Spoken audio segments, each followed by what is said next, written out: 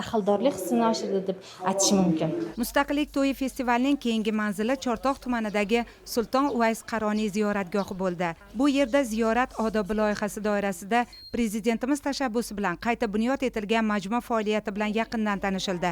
Ziyoratgohdagi muzey, asrlar osha saqlanib kelayotgan osor atiqalar, tarixiy va ma'naviy meros namunalari ishtirokchilarda katta qiziqish uyg'otdi.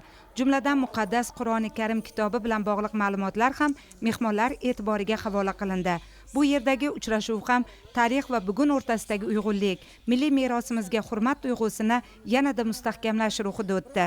Bizni prezidentimiz shunaqa bir oqilodam, chunki ular shu qayerga bormasinlar, ziyoratgohlarga hamisha e'tibor beradigan insonlar. Mana qaysi viloyatga borsak, bizni prezidentimiz tashabbusi bilan mana bu yerlar qaytadan bo'ldi deb juda bir chiroyli duolar bilan endi bir hayajon to'liqib gapirib berishadi va xuddi shu narsani o'zi eshikdan kirib kelishdi, bu yerda ham guvoh bo'ldik. Albatta bundan xursand bo'ldik. Yagona vatan, yagona xalq bo'lib, yangi hayot va kelajak yaratamiz shiori ostidagi festival tadbirlari mustaqilligimizning 35 yilligi oldidan o'tayotgan hayotimizga shukronalik, ertangi kunga ishonchni mustahkamlashda ko'prik bo'layotgani bilan ahamiyatli.